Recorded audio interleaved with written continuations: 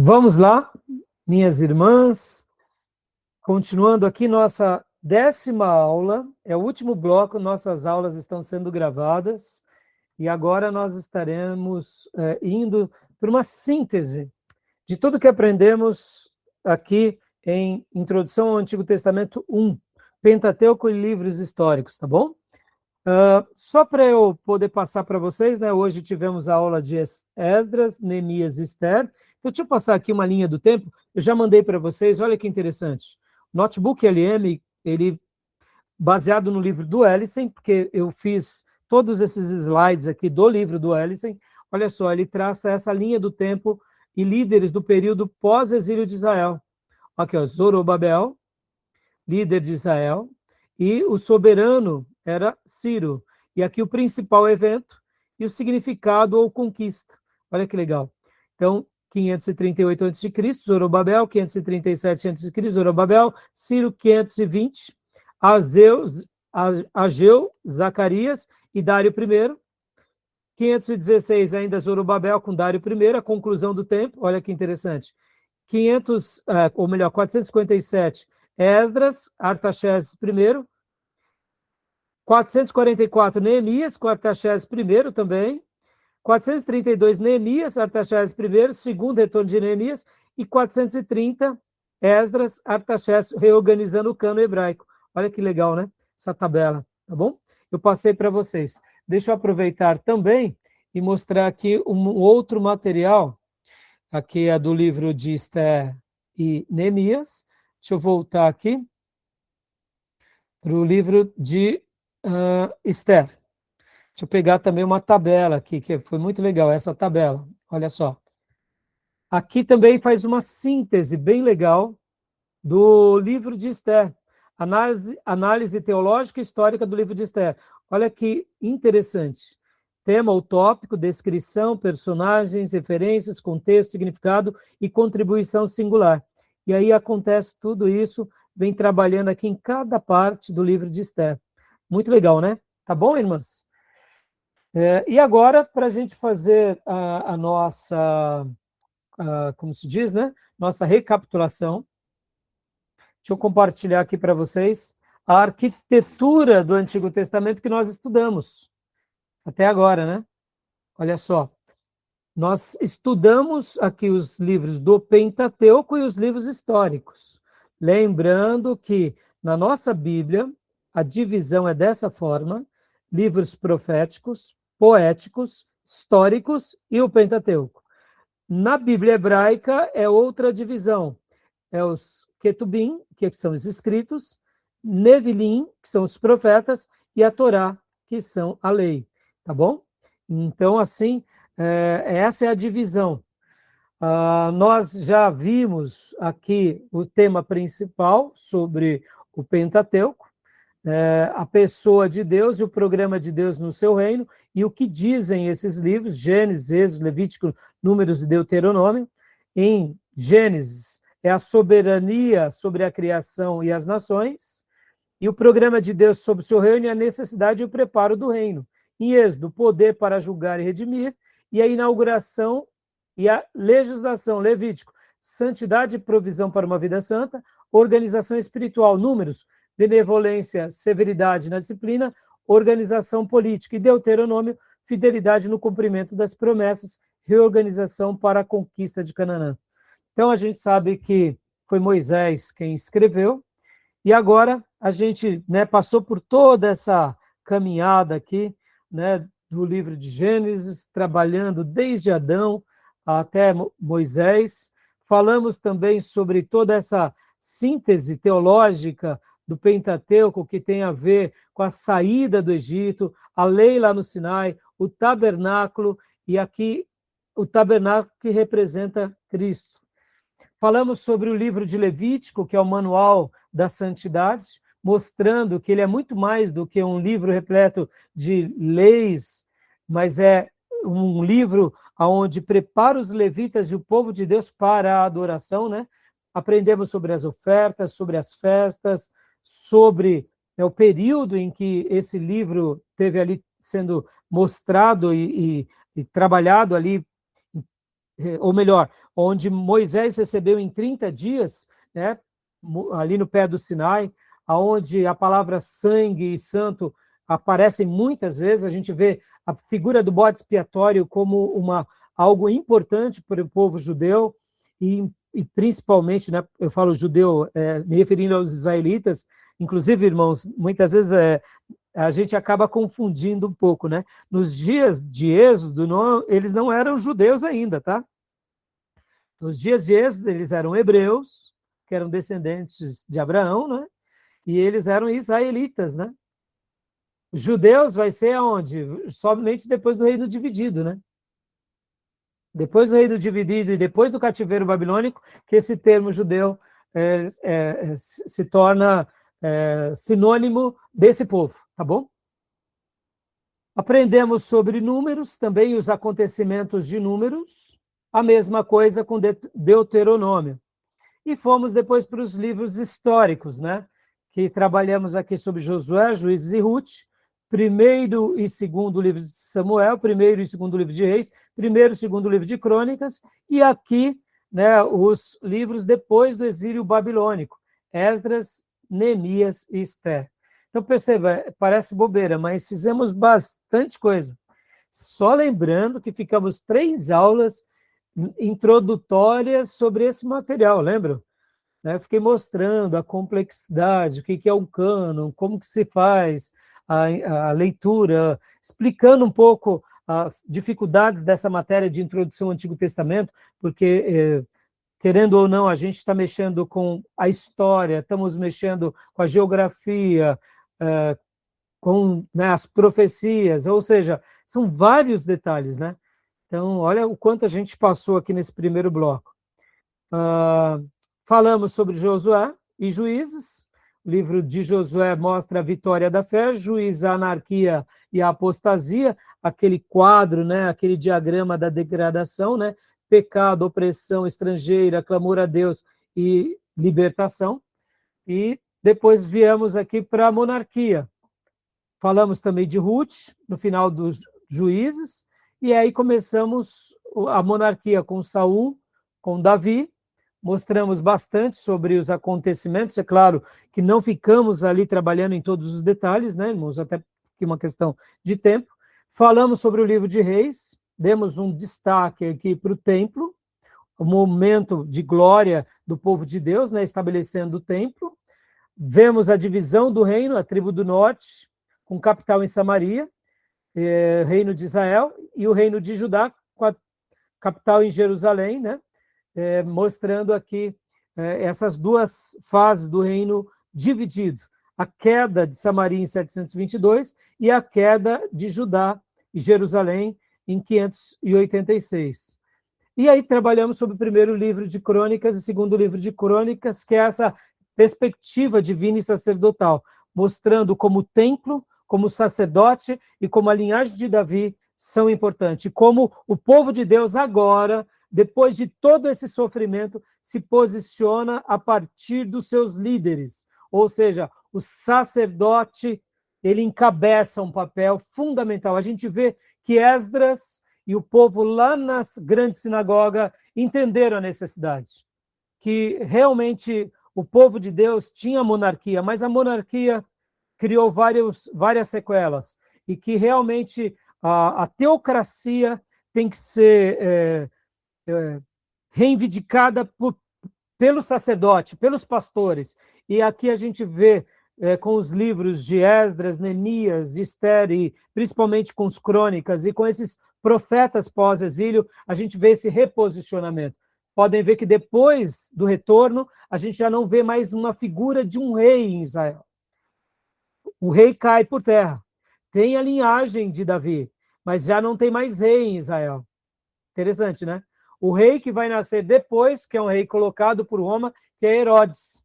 E perceba que, mesmo assim como rei, ele tenta praticar atrocidade contra as crianças, né? Nos dias em que Jesus tinha nascido, lembra? Por causa dos magos, ele pratica o infanticídio.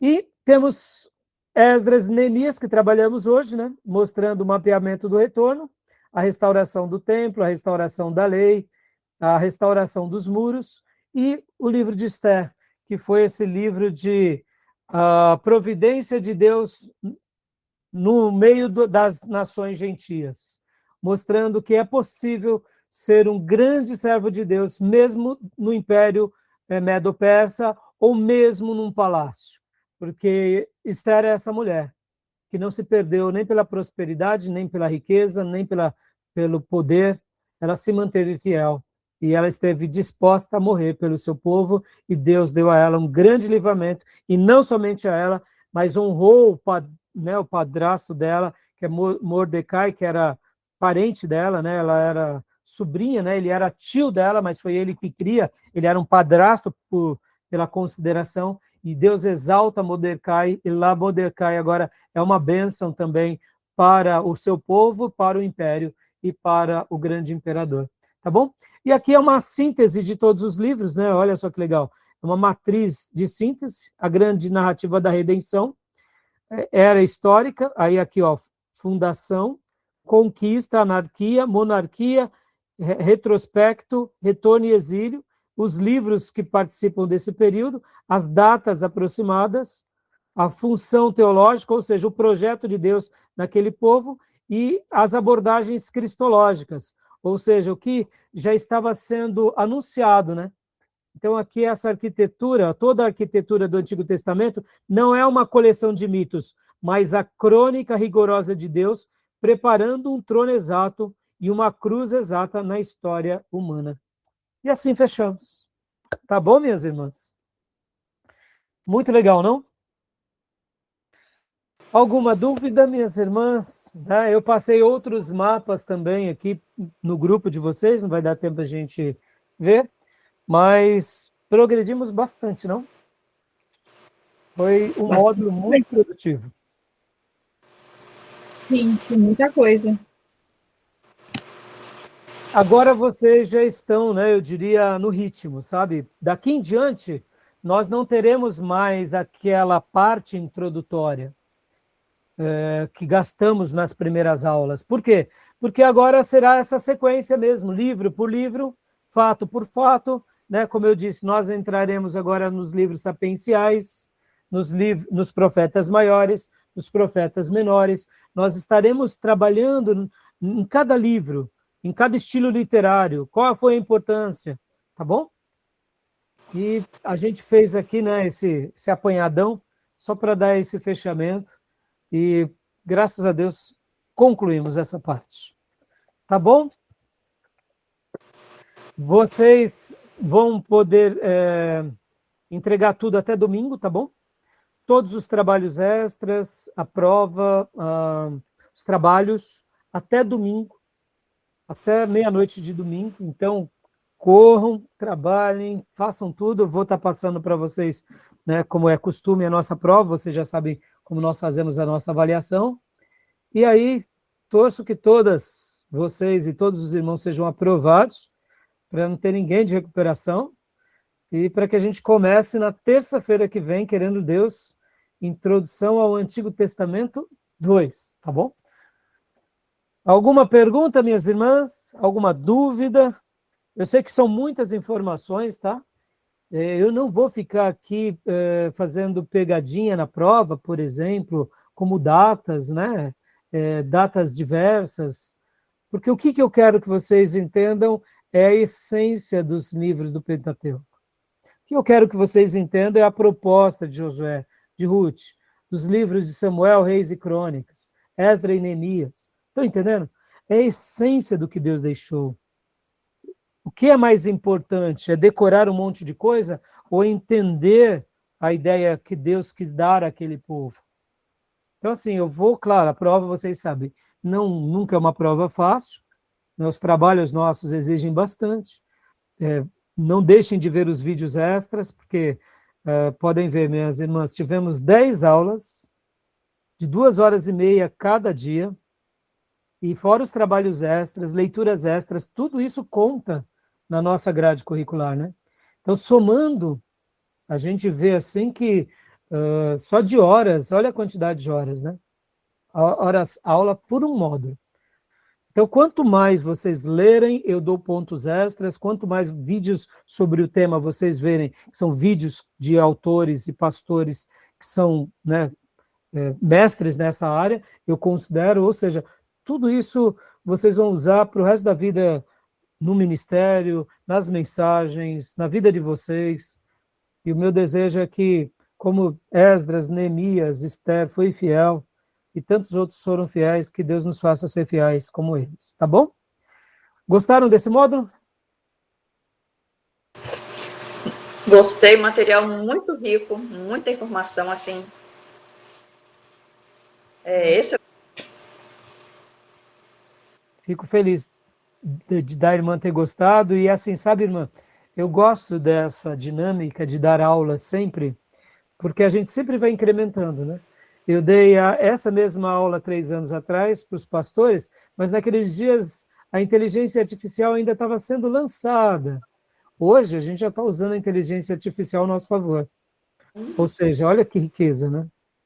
Então hoje a gente já tem mais conteúdo, mais informação, mais detalhes. Ou seja, por isso que é legal, né? Até mesmo eu, como professor, vou aprimorando também. Então, quer dizer, é uma alegria. E eu também, né? Toda vez que dou essas matérias para vocês, eu aprendo um pouco mais. Tá bom? E aí, Bia, a mascote da turma, gostou, Fia? Gostei, principalmente dessa parte de Naamã, né? Que eu não sabia que era uma rivalidade histórica dele com Mardoqueu. Geralmente a gente acha que é algo pessoal, né? Porque Mardoqueu não se curvava, mas não. É um conflito histórico e foi bem Tem um legal. lado, né? Tem um lado da descendência. Pode ver. Pode ser, Fia, que tenha tido uma tônica na cabeça dele? Pode ser. Porque, de fato, já tem aquela herança familiar, né? Da indignação, né? Os amalequitas. Samuel mandou matar com Saul. Saul foi meu amigo. Samuel não.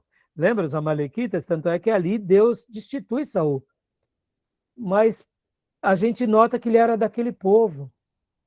Então, assim, tem uma relação, né? Talvez o ímpeto dele seja maligno porque foi maligno mesmo, porque ele queria destruição já que Mardoqueu não se ajoelhou, né? Mas eu diria, será que se fosse um outro povo que não fosse judeu, ele teria a mesma consideração? Ou seja, ele teria a mesma aversão, não consideração. Mas por ser judeu, será que isso acendeu? Cremos que sim. Seja o que for, esses detalhes, né, nos enriquecem, né? Isso aí, a irmã Miriam. Gostou, minha irmã? Sim, gostei. Eu gostei de todas as aulas, dos vídeos, né? Então, assim, eu assisti 4 vídeos, mas daí a Márcia tem vídeos que fala dos outros livros, né? Ela fala. As aulas dela são sequenciais, assim, aí fala de outros livros. É bem legal. Muito legal. E a professora Márcia, como o professor José Ribeiro, são excelentes. Saião, e tem uma turma muito boa, tá bom? Então é isso, minhas irmãs. Desejo a vocês aí um restante de semana muito abençoado. Amém. Boa prova para vocês. E querendo Deus, nos vemos terça-feira. E as ovelhinhas nos vemos domingo, né? Eu estarei no pregar em outra igreja, mas logo depois vou para a nossa igreja, porque lá o culto começa bem mais cedo. E aí a gente se vê domingo na nossa igreja, querendo Deus. Tá bom?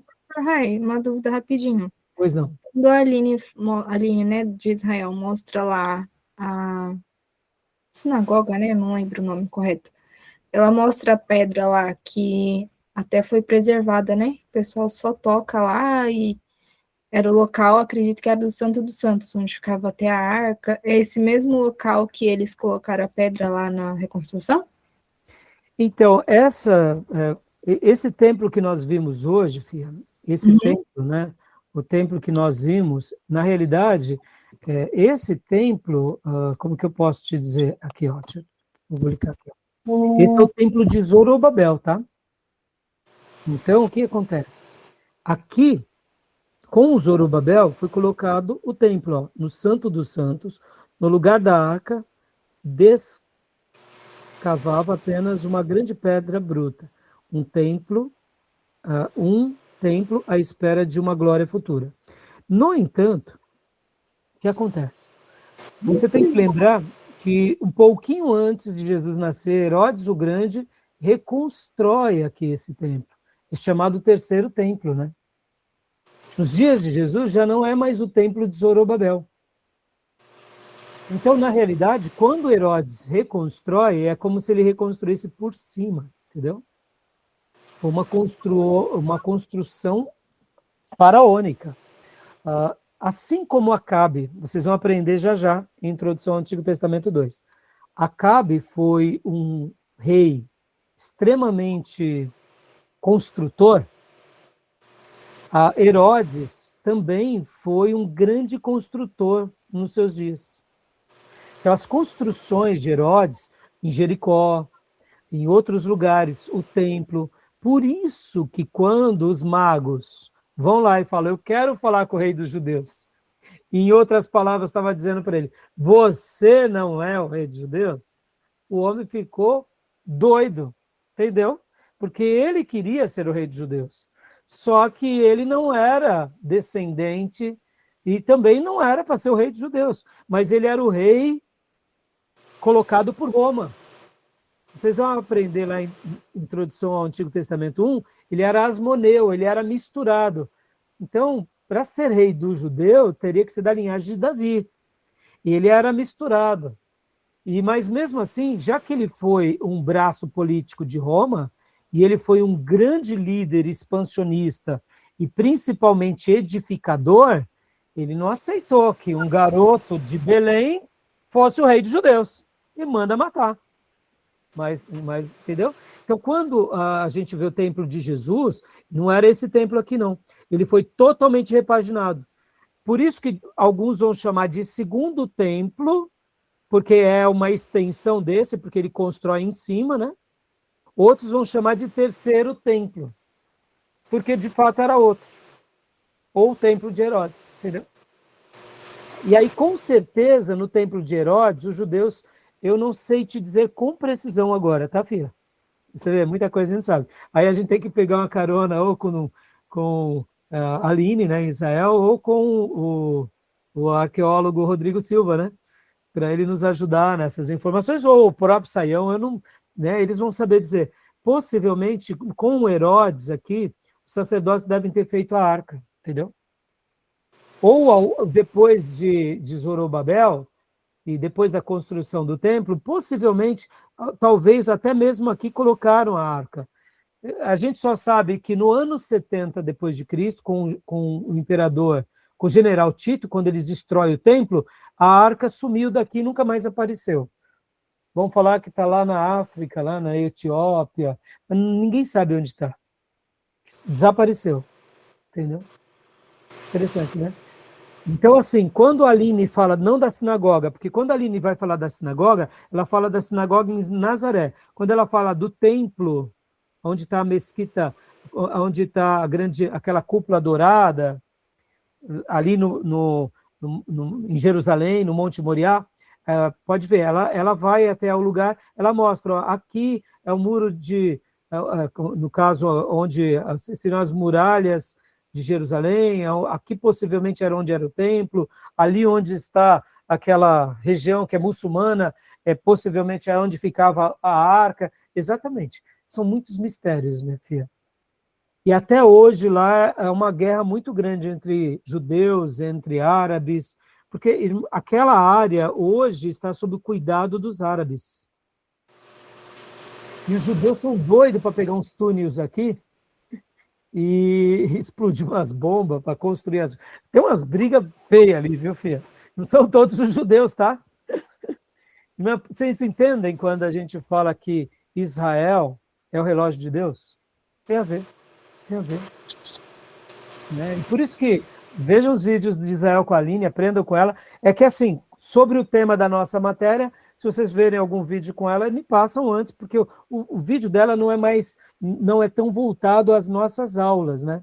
É voltado mais à arqueologia, mas mesmo assim a gente aprende muita coisa. Eu vivo assistindo ela, porque é uma delícia, né? Conhecer um pouco Israel, estar ali com eles, né? Tá bom, minhas irmãs? Hoje os nossos irmãos não puderam estar conosco, né? O nosso irmão Diego está muito doente, orem por ele, o Tomé também não, mas, querendo Deus, terça-feira estaremos todos juntos. Amém. Deus abençoe. Mais alguma pergunta? Não. Eu queria perguntar uma coisa, uma pergunta. Sobre a prova. A prova que a gente vai fazer, os vídeos, a gente vai precisar comentar alguma coisa sobre o vídeo ou só assistir e pronto? Só assiste, não tem problema. Pode assistir e declarar. Assistir o vídeo, por exemplo, eu recomendei vários vídeos da professora Márcia. Então, você vai lá, assistir o vídeo tal, tal, tal, tal, coloquem lá tudo direitinho na declaração. E Sim. quem ler mais de 200 páginas de um dos 3 livros, eu considero mais pontos. Irmã, vocês veem, muitas coisas não dá para a gente tratar aqui em aula. São muitos detalhes técnicos no livro, né? E querendo ou não, a aula aqui é mais um esclarecimento, né? Eu Sim. faço o papel mais de um facilitador. Porque os mestres mesmo são eles, né? Os professores, né? Escrever essas obras, né? São brilhantes, né? Então, é isso. Mais alguma pergunta, irmã Sônia? Ó, eu já estou na 145. Falta pouco para 200. Hã? Falta poucas páginas para 200. Olha aí, glória a Deus, parabéns. Tá vendo? Dias lá no hospital e Né? E a fiz irmã, uma olha aí, ó, coisa. já é o segundo módulo da irmã, parabéns, viu, irmã? É isso, irmã. E a gente vai pegando ritmo, vamos pegando gosto. Chega uma hora, irmãos, vocês vão ver, ó, que nem eu conversava esses dias com o Júnior, que se formou. E falei, e aí, Júnior? Ele falou, olha, dá saudade, viu? Porque aqui, irmãos, a gente está toda terça e quinta, sabe? Né? Eu sei que muitas vezes 2 horas e meia de aula é puxado, é mesmo. Mas você vê, a gente acostuma, né? Fica leve. Fica leve. Tô E lendo o livro Deus de nos Gênesis, conserve assim. faço maior confusão. Eu tô lendo o livro de Gênesis e tô lendo outro livro, aí eu fico meio confusa. Eu quero começar a ler a Tem Bíblia, vezes, né, Miriam? que É tem normal. Tem hora que, assim, por isso que eu gosto, irmãs, de dar apenas um módulo. Porque a gente pega do começo ao fim. No início do nosso seminário, eu tinha uma aula terça e a outra aula quinta. Então, por exemplo, eu estava dando introdução ao Antigo Testamento na terça e na quinta-feira eu estava dando hermenêutica, misturava. Então, essa forma sequencial, ela é puxada porque nós pegamos um bimestre ou um mês e meio corrido e é matéria em cima de matéria, mas a nossa assimilação é brilhante. A gente pega um começo, um meio e um fim. Ó, eu gastei 3 aulas introdutórias, fomos para o Pentateuco, fomos para os livros históricos e concluímos. Ou seja, a gente passou um período de 2000 anos e pouco em um mês e meio. É muita informação.